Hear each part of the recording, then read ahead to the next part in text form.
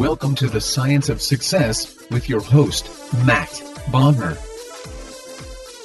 Welcome to the Science of Success. I'm your host, Matt Bodner. I'm an entrepreneur and investor in Nashville, Tennessee, and I'm obsessed with the mindset of success and the psychology of performance. I've read hundreds of books, conducted countless hours of research and study, and I'm going to take you on a journey into the human mind and what makes peak performers tick, with a focus on always having our discussions rooted in psychological research and scientific fact, not opinion. In this episode, we discuss the daily practice that works to develop self-love, how fear is often the signpost for what we most need to do next, the lessons from a 550-mile pilgrimage through Spain, how seeking too much knowledge can often be counterproductive, and much more with our guest Kamal Ravikant. The Science of Success continues to grow with more than 700,000 downloads, listeners in over 100 countries, hitting #1 new and noteworthy, and more. A lot of our listeners are curious about how to organize and remember all this information. I get tons of listener emails and comments asking me, Matt, how do you keep track of all the incredible knowledge you get from reading hundreds of books, interviewing amazing experts, and listening to awesome podcasts? Because of that, we created an awesome and completely free resource for all of our listeners. You can get it for free by texting the word SMARTER, that's SMARTER, to the number 44222. It's a guide we created called How to Organize and Remember Everything. Again, all you have to do to get it is to text the word SMARTER, that's SMARTER, to 44222. Or you can go to scienceofsuccess.co, that's scienceofsuccess.co, and put in your email. In our previous episode, we discussed why you should not follow your passion, the two biggest pitfalls people struggle with trying to build careers they love, the incredible importance of deep work, why deep work is so valuable and how we can cultivate it, as well as how you can structure your lifestyle to attain autonomy and mastery with Cal Newport. If you want some tools and strategies to start your new year off right, listen to that episode.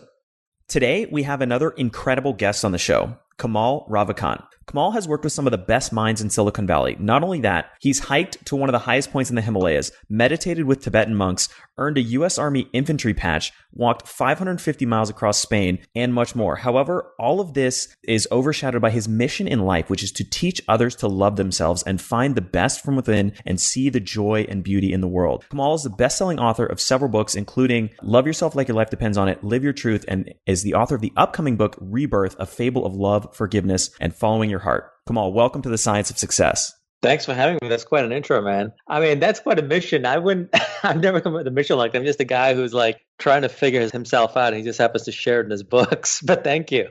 That's quite, I like the sound of that mission. Well, you're welcome to borrow that one. So for listeners who may not be, familiar with you and kind of your story, I'd love to kind of share that with them.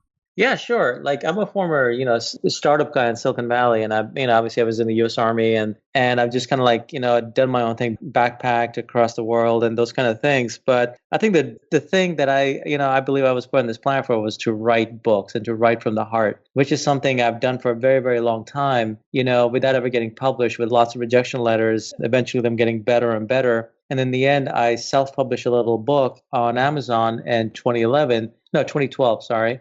Based on my experience in 2011 when everything fell apart and I fell apart with it, and how I got out of it by working on my inner self. And the book's called Love Yourself Like Your Life Depends on It. And that little book that I put out within a month with no marketing, because I literally hid underneath the table after I put it out. I was terrified of, destroying my career in Silicon Valley. Instead, it was the #1 self-help book on Amazon within a month, and has gone on to be one of the best-selling books on Amazon 4 years in a row.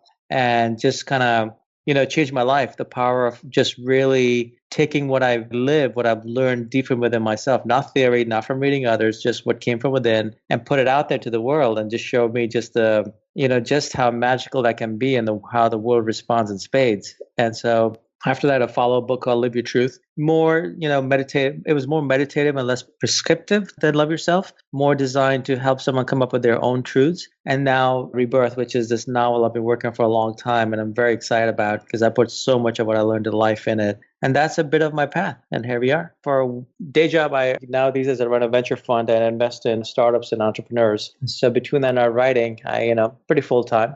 Yeah, that's quite a busy schedule. I'd love to share the story of kind of how you wrote Love Yourself Like Your Life Depends on It, and kind of the startup you had that failed and how that kind of led to creating that book. Yeah, it's funny. I was in a TV show a couple of years ago. And I was talking about this. This is because of Love Yourself, and I was talking with the host, and he's interviewed like heads of state and so forth. He's a very successful guy. And in between the break, we were talking about something we both noticed, which is that everyone we know that in our life that we consider great went through some sort of a fall. It's like almost like you have to go hit bottom until it's to realize what you're made of, and then you rise, and that's when you really start to shine. And I think for me, my what happened was when my last company that I built, I'd self-funded for several years, and it was doing really well, and it blew up, and I lost everything. And in the process, I kind of lost myself too, and I was really sick and depressed and suicidal. And until one night, I decided I couldn't take it anymore. So I got up and I made a vow to myself that I would actually just focus on loving myself. That's it. That's the only thing I would do. And don't ask me where that vow came from. It was like one of those moments where you get out of bed and it's like, I'm going to get out of this. I'm going to die trying. And then I set out to figure out how to do it. And I was sick and by myself anyway. So I just worked inside my head. And what worked, I went deeper. What didn't, I threw aside. I mean, I had no preconceptions of what was theory or not. I only cared about what would work because I needed to save myself. And within a month, I was a completely different place by doing this. And out of that process, I developed a practice of what was working that I would do daily. And my life just got better and better. So eventually I would tell people about it. They would do it. It would work for them. So eventually enough people were like, listen, just write this down. You need to share this. So I did more to shut them up and not have to tell the same story again and again. And so I worked very, very hard on that book to really fundamentally just make it about the simple things that work and take out all the fluff and put that book out. So, and that's the story behind the book. So what is the daily practice that you developed? Well, the daily practice is a combination, actually. The reason why I wrote in the book rather than the blog post, because it's not just a formula, it's also the feeling around the formula, the thinking around the formula, which is why it's in a book. And there's chapters that deal with fear and chapters that deal with other things that come up and just doing the formula. But the formula itself is basically, I start with the very basic things of just, neuroplasticity, as you know, like neurons that fire together, wire together. So using that and the concept of light and emotion and really creating a certain kind of feelings with myself using a particular thought pattern of loving myself. And then a meditation, I started doing like a 7-minute meditation purely based on those principles. And then same thing to do with by looking at myself in the mirror, doing that. And ultimately, when I was better and I was out in life and dealing with people on their people's negativity, as you come across in life, like certain things I would ask myself that would snap me out of engaging with the negativity and keep me in the state that I had worked so hard to build, which is very, very important because it's very easy to become reactive and get sucked in by life. And, honestly, I still do. I notice when I'm doing the practice hard, like consistently, I don't. But when I get lazy, because I do, and I get slowed down, I get caught up in life and work and so forth, my life starts to show. And so I go back on it. Practice fundamentally is a mental loop. It's a meditation. It's the same kind of mental loop and meditation combined with using a mirror into your eyes and then fundamentally questions you ask yourself. And they're very simple. It's not like you got to spend the entire day doing them. Like I spend maybe 10 minutes a day doing it max, right? But it's like go to the gym. The fundamental thing I learned, and I think that I shared in the book was that, listen, everyone says love yourself. Your mom says that to you. Like, I mean, there's nothing new about it. The only thing is I came up with a systematic process that I used on myself and it worked. It's like going to the gym. It's like eating healthy. Like if you want to be fit, you're going to go to the gym regularly. If you want to, you're going to eat healthy consistently. You may have days off or you don't, but over time, consistently. Otherwise, your life will show. And same thing if you want to, become a person who's fundamentally just walking around with a sense of self-love for themselves. We have to work on it. We have to work on it consistently. I don't know why our minds have this pattern of going towards a negative, but they do. So rather than try to figure out why it's negative, I say, screw it. I don't care. This is how it is. Let me focus on how to get to the positive. I think that's so important. And, we often have this evolutionary bias that's been programmed into our brains to think about the threats in our environment and survival all the time. You weren't evolved necessarily to be happy and fulfilled. You were evolved to reach a reproductive age. Yeah, exactly. Bingo, survive and reproduce, right? And like every twig snapping was danger. Yet modern society, a twig snapping could be like someone leaving an online comment or a bad tweet or election result or anything, So we're not designed for the modern world. So I think we have to actively work in our inner self. Like the best piece of advice I ever got in my life, which I based everything on, was this one sentence.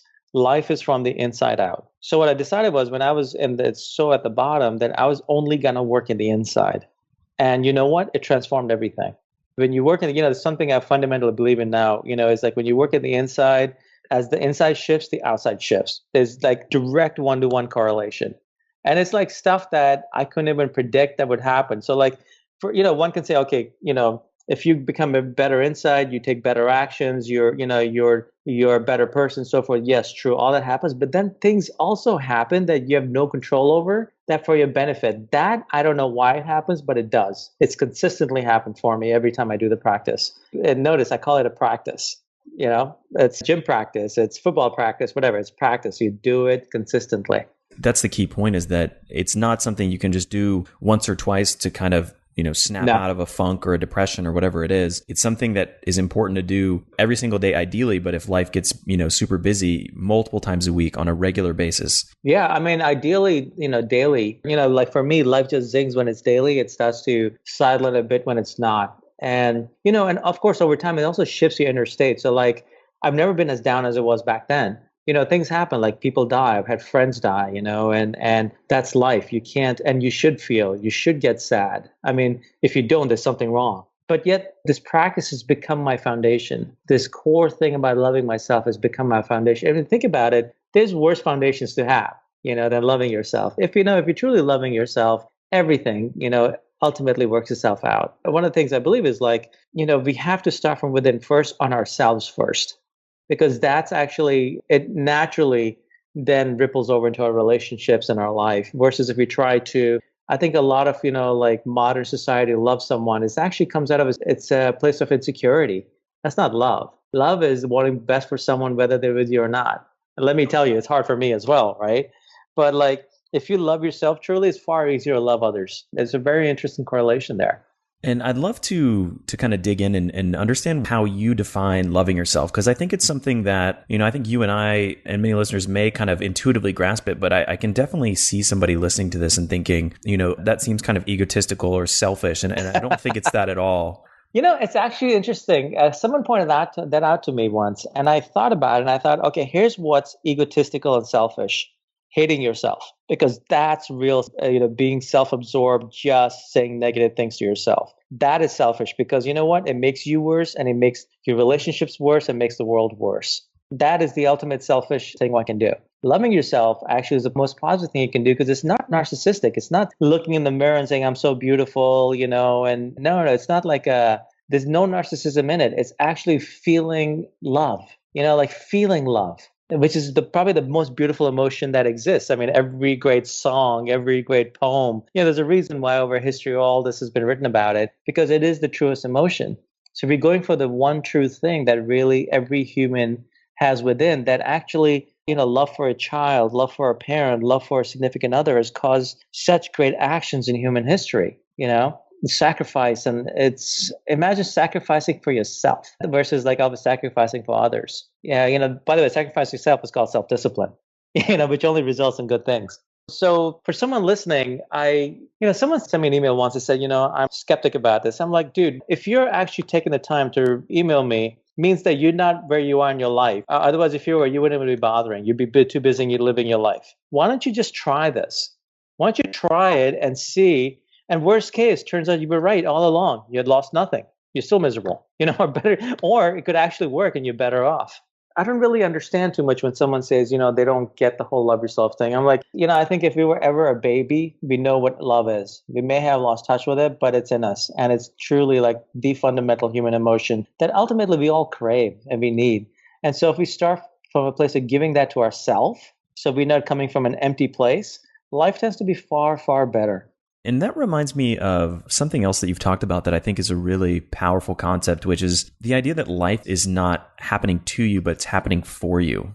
Yeah, that's actually something I've noticed with people I found to be significantly successful and happy or fulfilled. When I work in Silicon Valley, and now because of my books, the kind of people I get to meet, I know quite a few insanely successful people. But I don't know that many successful and fulfilled or successful and consistently happy people. The ones who have that are the ones who basically everything in life is basically an experience for them to grow and learn and to use for their personal growth. So it's not like, they don't get sidelined by life that when you have that attitude. It's actually, I think I came across it a few months ago. There's actually been a quote, like in one of Rumi's poems, he says that. So there's nothing, this is not anything new under the sun.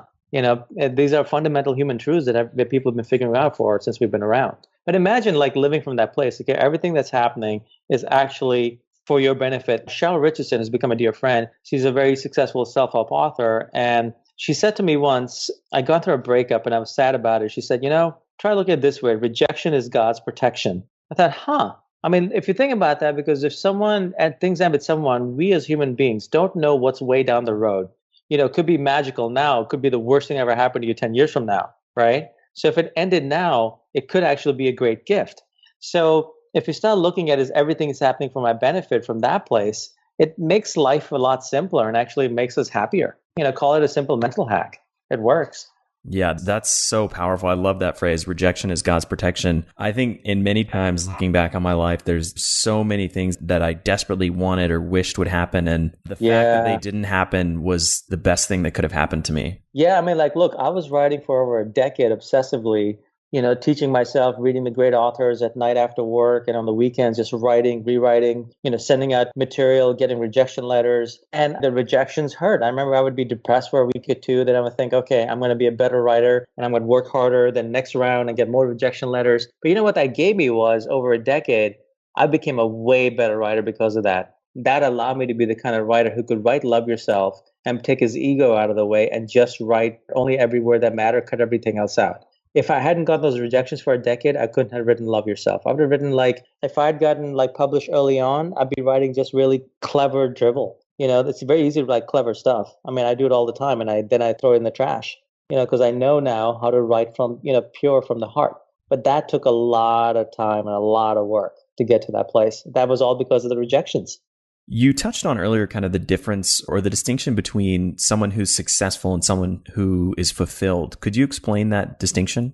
I was making this distinction, someone who's successful and someone who's successful and fulfilled. Fulfilled, right? And so I was like, what is a couple of things I've noticed with them? One of the key things is their attitude tends to be that everything that's happening is actually for their benefit. They work it out. They'll handle it. They'll figure it out. They'll be in a better place because of it. Now, success and fulfillment, I think in that case, I think fulfillment for me is when you're really living your life in a way that your life is an expression of you, the true you, what you're putting out in the world, the way you're being, just if you're walking the earth being you and putting out to the world the real you, that is natural fulfillment. It's actually a beautiful way to be. Now having success from that place is even more amazing. You'll never have any issues with that success because it's just you being you, the real you, not the ego, not the scared person, but just you, like the gifts you got, putting them out. So I would say of all the things I've done, startups, building companies, venture capital, all these things. The thing that I found most fulfilling, even though it's also the hardest work I've done, is writing and putting these books out. It is by far the most fulfilling thing I've ever done in my life. Blows everything else away, because it's a pure expression of me. One of the things you've talked about is the idea that if something scares you, there's magic on the other side. Yeah. I'd love for you to kind of explain that. That's just a rule I developed for myself. It's just a personal rule and one that whenever I live just results in magic. For example, I was terrified of putting the Love Yourself out to the world. I was petrified, and I wrote it. And I remember just being I was just as likely to just trash it than I was to publish it. Right. And it was actually crossing that fear that actually changed my life, transformed my life. And I've noticed that in other things. If there's we're really scared, okay, if you're scared of, throwing yourself in front of a truck, yes, that's a legitimate fear. But most of our fears that come from within, they're actually, I think, often a signal of where to go rather than where to run away from. It's kind of funny how that works. I think in our gut, we've learned to listen to in a very weird way as humans, where this fear of asking that girl out, what's the worst that can happen? Eventually you could actually meet a girl of your dreams. Or publishing a book where I'm going to be a laughing stock in Silicon Valley. Everyone's going what the hell, dude? You're writing this book about loving yourself with this strange cover, and now you're doing mantras in your head. I thought I would never be able to raise a dime for a company again. But by doing it, it changed my life. And like so many CEOs I've met, like tell me how it's transformed their lives and made them better. That was a huge thing. So it's almost like I look at life as a cliff. Life, these things in life it's a cliff you're standing on and we're waiting to jump. And we think, we're going to jump when after our wings grow. The irony is they never will. We have to actually jump, and somewhere along the way while we're falling is when they grow. Because it's like life tests us. Like I think life gives us more than we could ever ask for, but we have to step up. It's just life that requires us of us. And I think that's fine. I think that's a fine deal. I love the phrase that you use, that you have to take a leap before you can sprout the wings. Yeah. It's like, in startup land, we talk about like building a startup is like building a plane while you're like falling off a cliff. So like this is just, you do without knowing what you're doing. You just got the pieces, you jump and you try to build a plane and fly before you hit the ground. What I've learned is just overall in life, like in anything, the great things come from taking risks, like the real risks, not like stupid risks, but the real risk from our heart, that there'll always be fear. I don't think we can overcome fear, honestly. Fear, what we can do is we can look at it from a different way. It was like, oh, that's a signal. That's a beacon. Because it's a beacon, let me go there. We'll still feel fear. What's courage? The classic definition of courage, feel the fear, but do it anyway. That's all it is. So I think if we look at life that way, we're going to start jumping off more cliffs and having more wings and more magical experiences. It's such an important point that fear can be an indicator. And, I think one of my favorite kind of quotes around that is the idea of what we fear most is what we most need to do. I didn't know that, but I love it. I love it. It's so true, man. Like all these things that the poets and writers and philosophers said for us how many centuries, they say the same thing. Time to actually just, we can either learn from our own experience by making the mistakes, or we can actually really pay attention and just do it. I'm a big believer in like, rather than just going to every seminar and reading every book, like it's not gaining knowledge that it makes us better. It's actually applying knowledge that makes us better. And even more than that, there's too much knowledge out there that if we try to apply it, we'll never go anywhere. So just pick one specific thing that feels right for you and go all in. So for me, it was loving myself. I went all in. Writing, went all in. When you go all in, I'm not saying it's easy along the way, but it actually shifts things and it transforms your life. So it's like, it's not knowledge that matters, it's like practical application of specific knowledge that matters. It's amazing how much wisdom, both sort of from a productivity, effectiveness standpoint, but also from a spiritual standpoint. If you look back thousands of years ago, if you look at Stoicism with the Romans, you look at, Buddhism, these lessons are timeless and people have been sharing them for millennia. Mm-hmm. But so many people, in many cases, live the vast majority, if not their entire lives, without ever even kind of opening their eyes to a lot of these really fundamental truths. Yeah. I mean, fortunately, we live in a time now when all this knowledge is very readily available. It's getting around. But I think, one can get caught up in just seeking the knowledge, right? I think seeking the knowledge is fine until you hit something that feels right, and then just do it. You can always do more later, but just pick one thing and just do it. It's like startups, right? You can't build multiple startups at a time. You can't. I mean, there's very few human beings who can do that. Same thing. If you want to work in your inner self, find the one thing and just do it consistently. Make it a practice. One of the other topics that you talk about that I really like is the idea that we are the effort, not the outcome. I'd love for you to kind of share that concept. Yeah, that came actually out about when I had to reevaluate my definition of success, because my definition of success used to be what company I built, how much money I made. And then when I lost everything, I realized, well, why did I fail? Did I fail because I didn't work hard? No, I worked harder than anybody I knew. Was it because I didn't work smart? No, I built something very special that very few people have pulled off. Yet I failed. And why? The company, but it was just a matter of market forces, wrong partners, classic stuff in business. And that kind of stuff one is not responsible for. All I could do is just be the person I bring to the table. And funny enough, last year I got to read the Gita, and in Gita, the core lesson is the same. I can't remember, how did they say it? You are basically, you have a right to your actions, but not the fruit of your actions.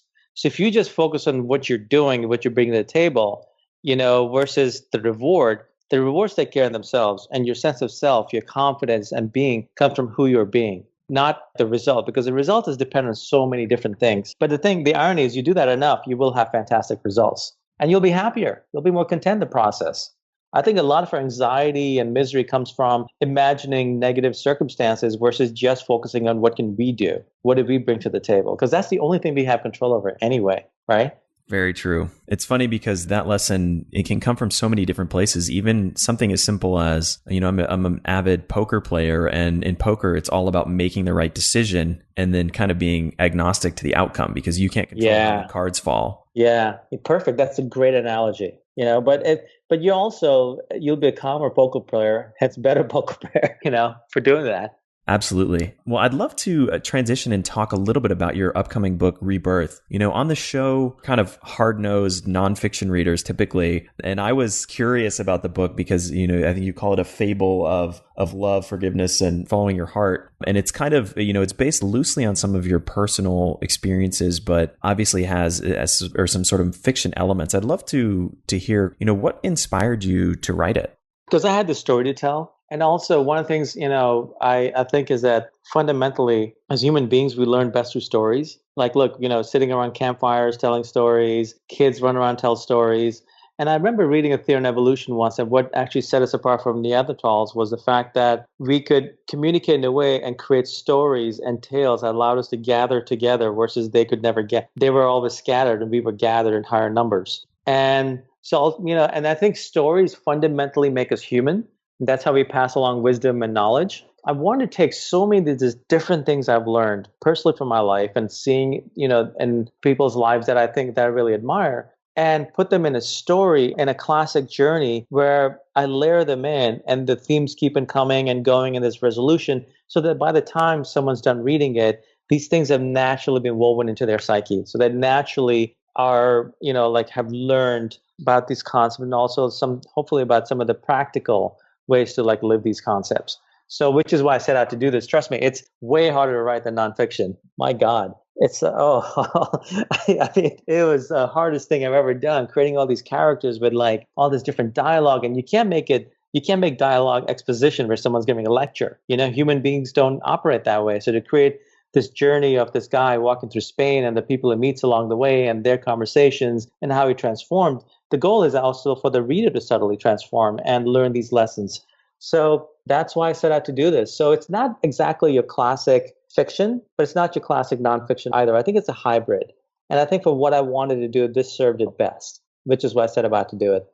I think it's amazing because a lot of the themes in there are sort of subtly woven into the dialogue and the main character's experiences. And being someone who reads probably 95% of what I read is nonfiction, I really enjoyed kind of how those lessons, it's funny because in a way, fiction almost teaches them more effectively, right? And so I think that speaks to kind of the power of storytelling to really anchor some of these themes. There's something very special about it. It also given me such great admiration for writers that all they do is write fiction. It's, my God, the level of work that goes in it's insane. I think my next book's going to be nonfiction. I need to break. I'm very, very, it's a very special day. Today was when the publisher sent me the hardcover. I got to hold the hardcover for the first time in my hands, for the final copy, and all this work to see it come out and to see this will be out in bookstores everywhere, and in obviously in online places like Amazon, Barnes and Noble, and so forth. And to see your work out in the world that you're giving your all to, it's the best feeling. It is the best feeling. And so, look, I gave it my best. That's all I can do, right? The rest is up to the book. I give it my best. I'm gonna, talk about it, market it. But in the end, it's up to the book to fly and touch people. And then if you touch people, they will share it, which is exactly what happened with Love Yourself. That book went viral. It's insane. It goes everywhere. And that's the power of just sharing what whatever your medium is. So the book, and for listeners who may not know, the book is kind of about, well, you probably can tell it better than I can. No, actually, I'd like to hear it. Well, I was going to say it's about a pilgrimage across Spain, basically, and kind of and it's about a lot more than that, but that's kind of the vehicle that tells some of the other pieces of the story. That's loosely based on an actual pilgrimage you took, right? Correct. I did that when I was about 25 or 26, and I'm not religious at all. And in fact, most of the people I met in the pilgrimage weren't religious either. But it is something about walking. This pilgrimage has been around since the 11th century. It's called the Camino de Santiago. And there's something about walking on and following the same footsteps of people who've done it for so many centuries. You're just another one. And as you go through, walk through wheat fields and vineyards and cities and mountains and deserts and, forests, and you shift. And the people you meet along the way, the conversations you have, by the time you start to the time you end, whatever you need to resolve gets resolved. It's sort of like how it works. It's very interesting. There's a reason, I guess, why many cultures have a concept of a pilgrimage. So a pilgrimage was a perfect vehicle to share these lessons. So I took this experience I'd lived and wrote this story in a way so that I could weave the lessons into that vehicle. So what prompted you initially to kind of choose? I mean, I guess when I was reading, I was like, why Spain and why a pilgrimage? For the story or no, my for life? in your real life when you were You want the initially truth? decided. Yeah. I was in Italy visiting a friend from college, and we were at this beautiful Italian woman's house, and we were very drunk on grappa that her grandmother made. And I was trying to impress her, and she told me about this pilgrimage, and I said I would walk it. And so I came up with the idea when I was really, really drunk, trying to impress a beautiful Italian woman. Next day when I woke up, I was like, well, that was interesting. So I was like, but it seems kind of cool. Let me just go do it for a few days. And so I went off and I did it, and I ended up doing the whole thing. But the whole thing started off being drunk, trying to impress a woman, which is pretty much where a lot of great male stories start. That's really funny. That reminds me of I'm trying to remember, I think there's some psychologist who's written a lot about the idea that basically all kind of technology and human innovation is essentially an elaborate, giant sort of mating ritual. It really is. It's us peacocks doing our dance, literally. It's funny. There's a lot of truth to it. So from that kind of actual journey, what were some of the, the biggest kind of learnings or takeaways that you had from it? Actually, that journey, taught me that I learned a lot about forgiveness in that, some conversations I had, which is actually one of the core themes in this book as well. Because I think forgiveness is such an important thing in our lives, that forgiveness and self-forgiveness, because if you want to talk about being free, I don't think we can be free until we fully either forgive or forgive ourselves, forgive who we hold. It's just, otherwise we're just carrying this psychic baggage. And so that was one of the key things I learned. And that's one of the key lessons woven in this book. Another thing, what else did I learn? I mean, that was the main thing. Honestly, because I've climbed mountains. I was in the army and stuff. So it wasn't like I learned how to walk across the country or anything like that. And what's interesting is it's quite easy to do. People walk in the 70s and 80s. It's, you're in Spain, you're not you're not walking the Appalachian Trail. So, another thing was just the people you meet. That's another thing about traveling, and doing something like that is special because people come all over the world to do it. So you meet interesting people, very interesting people from all over the world, and you share with each other the stories of their lives. And you can't help but grow because of that. They can't help but grow because of that. It's basically a very nice, encapsulated microcosm of just personal growth. I would highly recommend anyone to do something like that. And I think you say, and I might be paraphrasing in the book, but you become part of the Camino and it becomes part of you. Yeah. I think it's like when you throw yourself into anything like that, you become a part of it. And like for example, the Camino, not only are people changing your life, you're changing other people's lives. You all become part of that same journey for each other. It's never a one-way street. So you all become part of this one constant flow of people that have over the centuries done it and changed and gone on to live better lives. It's a beautiful thing. I'd love to dig into forgiveness a little bit. And I think the book does an amazing job of dealing with kind of the main character, both his kind of having to forgive himself and also forgiving his father. Right. I thought it was really fascinating. I'd love to kind of get your thoughts on, how do we cultivate, I guess let's start with sort of self-forgivenness. Self-forgiveness. It's like ultimately, I actually wrote a piece about this I'm going to put out. It's another practice that I've done that works. And as I said, you see the theme there, right? It's practice. But I think self-forgiveness ultimately is just recognizing we're human. Look up human in the definition in any dictionary. It doesn't say equals perfect, right? Recognize that we're human and we learn and we do and we try. We keep on trying. We're these amazing special creatures that keep on falling and getting up and we keep moving forward and eventually become better and better because of it. I think that's just a human journey. Realizing that this is part of the human journey. Our mistakes are part of it. There is no way around it, right? So if we realize that, it's easier to forgive ourselves, to have that kind of that compassion for ourselves versus holding ourselves to it. Because I'm very guilty of that, I'm hard on myself until I realize all you can do is you're doing the best you can at that time. Now do the best you can at this time. That's all we can do. That's the only contract. And it makes it way easier to forgive yourself when you look at life that way. And there's a really powerful passage in the book that I'm going to read here when Amit, who's the main character, is kind of thinking about his father, which ties into what you just talked about. He says, he was not a saint or a monster, just human, with all his faults, dreams, hopes, and desires, a human being. I think that perfectly kind of encapsulates that. And for me, I felt like that was kind of a powerful passage in the sense that it just really simply captured the fact that we're all human and despite the flaws and errors and the mistakes that we make and that others make, behind that, there's something that you can always find a way to forgive somebody. Yeah. Yeah. And, like forgiving doesn't mean, forget and go run right back. Forgiving just means making that fundamental shift of understanding inside yourself. Ultimately, it's all from within. Forgiveness helps you more than it helps anyone else.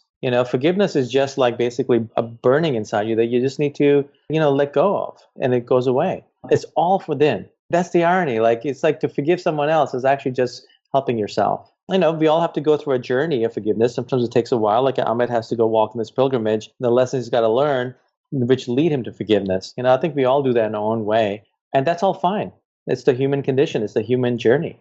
The beautiful part about that is that the research and the science in psychology shows that forgiveness is incredibly powerful. And not only is it associated with sort of brain states that are, more beneficial to thinking and having more cognitive ability, but they are also associated with longevity, happiness, all kinds of outcomes. So forgiveness is it's not just woo-woo. Yeah. It's actually really scientifically validated and incredibly powerful. I totally agreed. Like these emotional states inside of us, they create, the mind-body connection. At this point, if someone doesn't know it, they must have been hiding under a rock somewhere. It's true. You look at data, you can look at your own life. And it's if you do it for yourself, ultimately, the people around you in the world is better. So there's nothing selfish about it. One has to work on themselves first and work on forgiveness and self-love, the very core things that matter.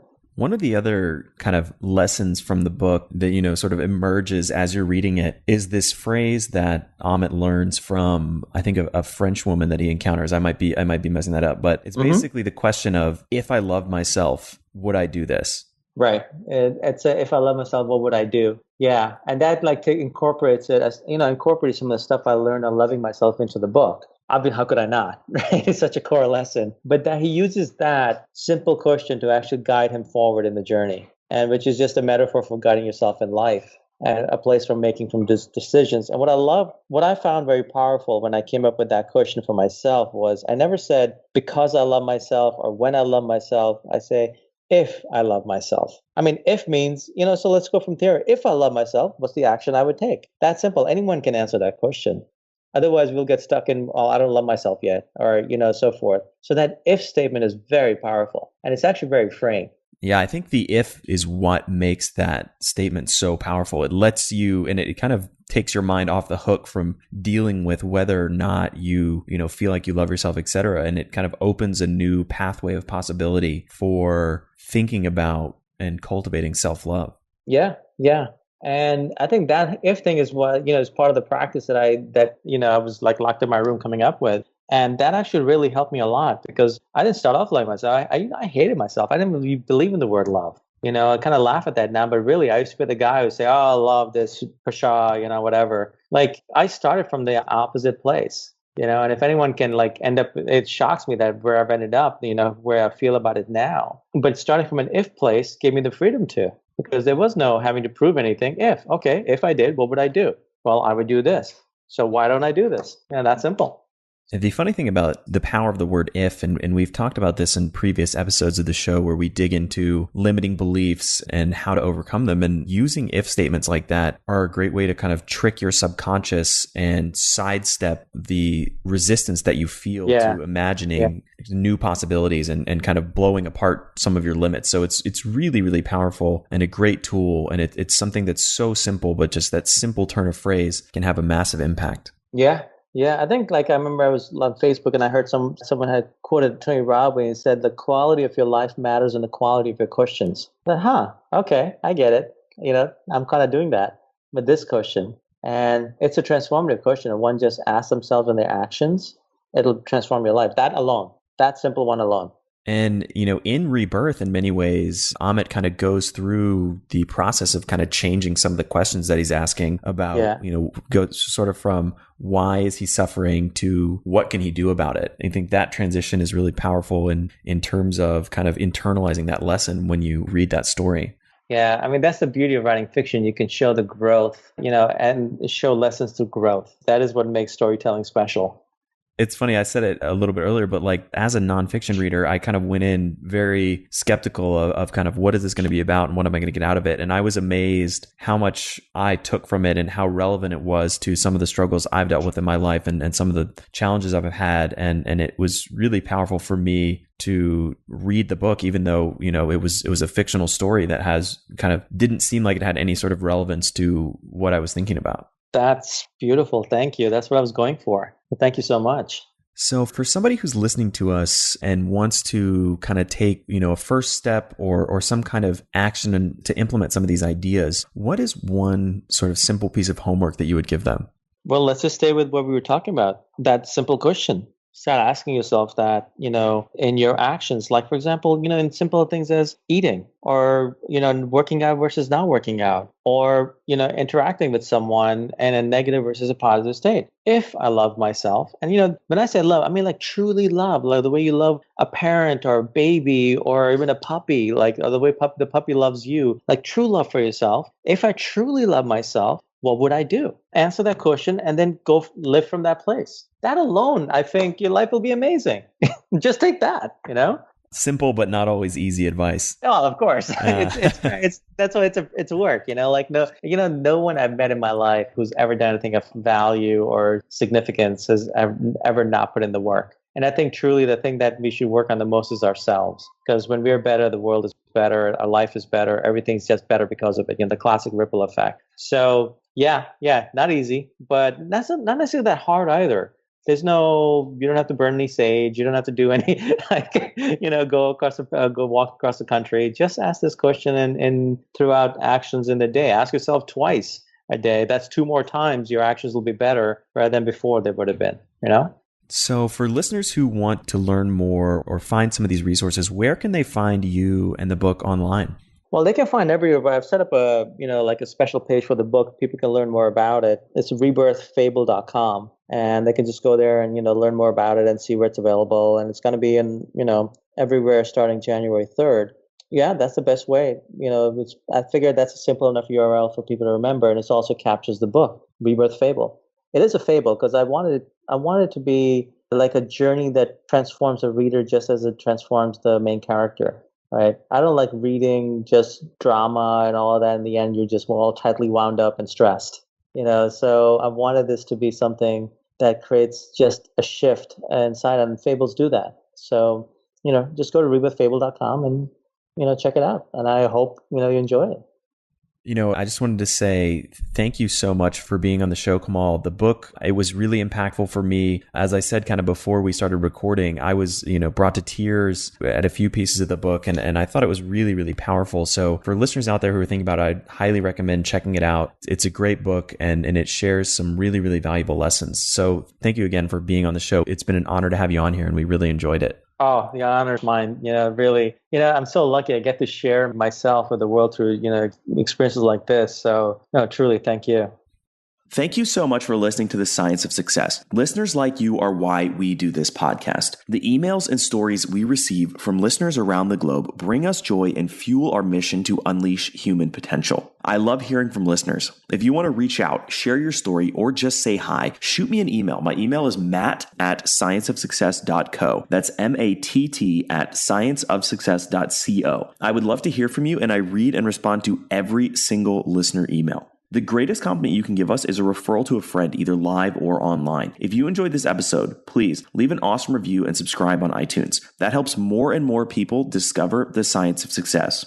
I get tons of listeners asking, Matt, how do you organize and remember all this information? Because of that, we've created an amazing free guide for all of our listeners. You can get it by texting the word SMARTER, that's SMARTER, to the number 44222. Again, that's SMARTER to 44222. Or going to scienceofsuccess.co, that's scienceofsuccess.co, and joining our email list. If you want to get all this incredible information, links, transcripts, everything we talked about, and much more, be sure to check out our show notes. You can get them at our website, scienceofsuccess.co. Just hit the show notes button at the top. You'll get everything we talked about in this episode, and if there's previous episodes that you enjoyed, you can get all the show notes from those episodes as well. Thanks again, and we'll see you on the next episode of The Science of Success.